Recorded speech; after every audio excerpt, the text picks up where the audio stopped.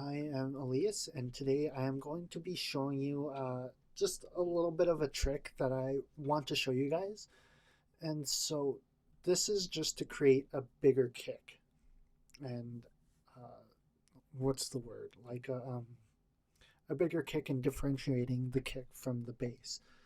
And so to do this, what you want to do is, wait, where is my kick?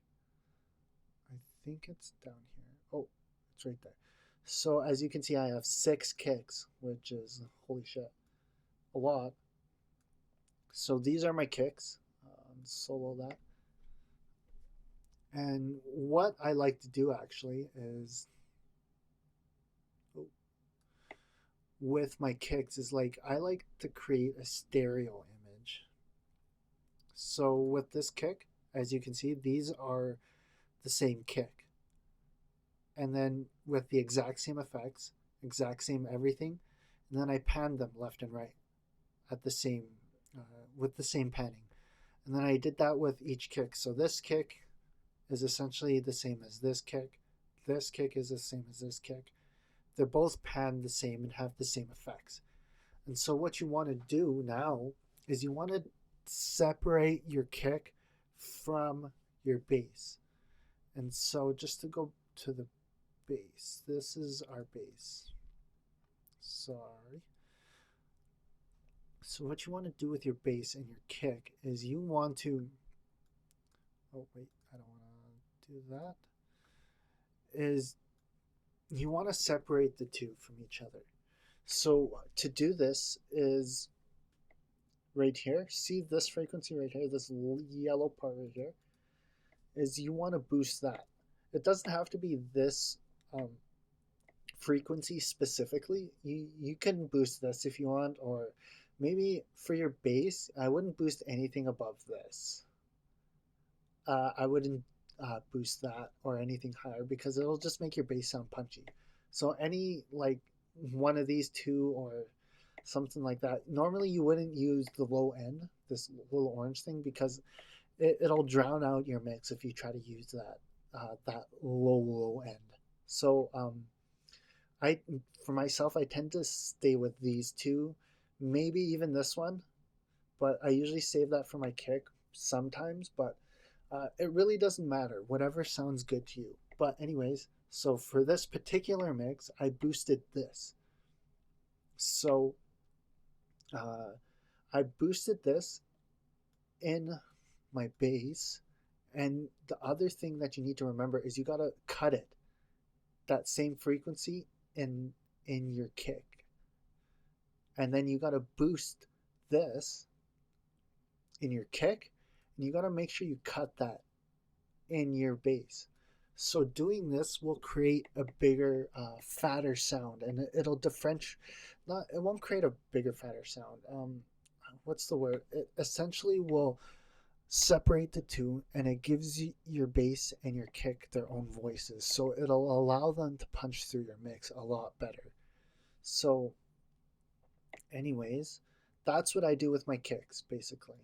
And just to show you some examples of what else I do, shoot, where this is my second kick.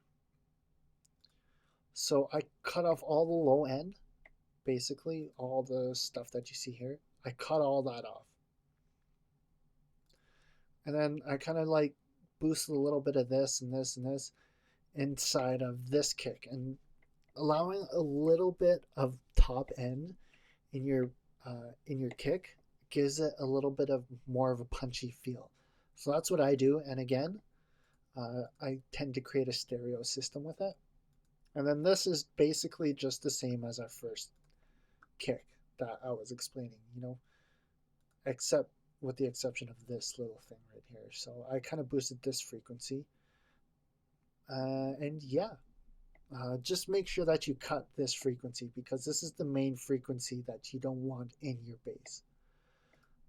And the other thing that I like to do with my kicks is once I separate it from my bass is that I will essentially bus them to the same bus. So if I go over here, where's bus 4?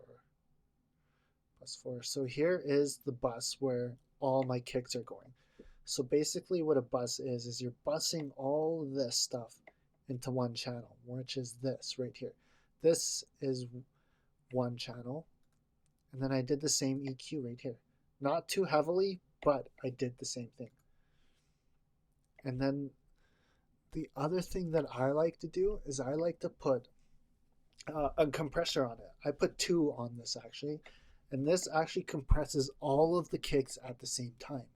I don't know why I put a sidechain on this.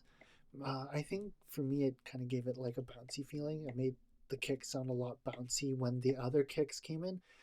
But I don't know why I did that. You don't have to do that or even use this compressor as you want. I tend to use this compressor a lot, but if you want to use like a standard stock plugin and this compressor right here, you're welcome to do that. But I just like to use this. And yeah, that's basically what I do with my kicks. So the last thing I wanted to show you was actually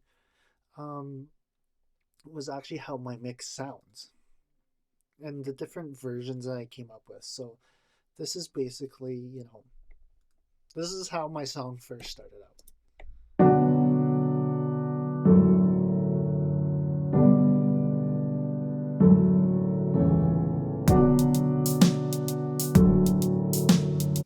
Kind of a slow, somber feel to it. I was feeling it. My original idea was to have a rapper over that, but then I came up with this.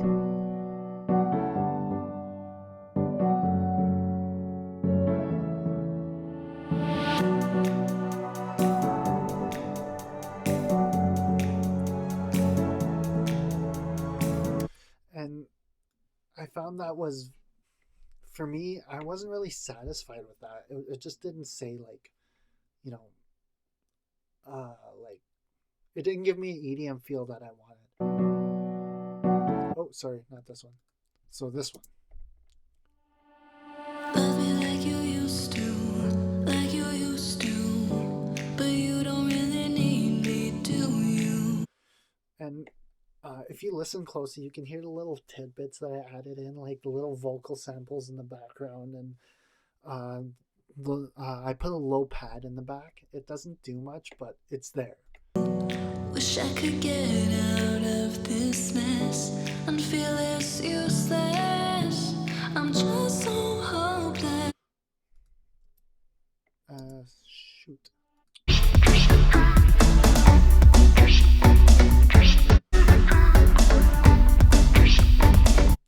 I wanted to play that just to like give you an idea of the punchiness of the kick. So if you listen,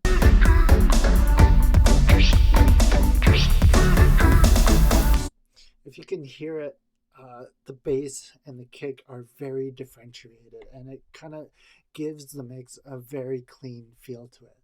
And so, yeah, that's basically all I wanted to go over you with. And if you have any more ideas for me, I would really like to help out because I had a lot of trouble starting out when I was when I started making music. And I really wish somebody helped me with this, but I would actually really like to help anybody out there with stuff that they want to learn about. And maybe we can make some music together. Maybe we can do other things. Just give me ideas that I can do, and I will do my best to try them out. And yeah, so thank you for watching if you watched this long.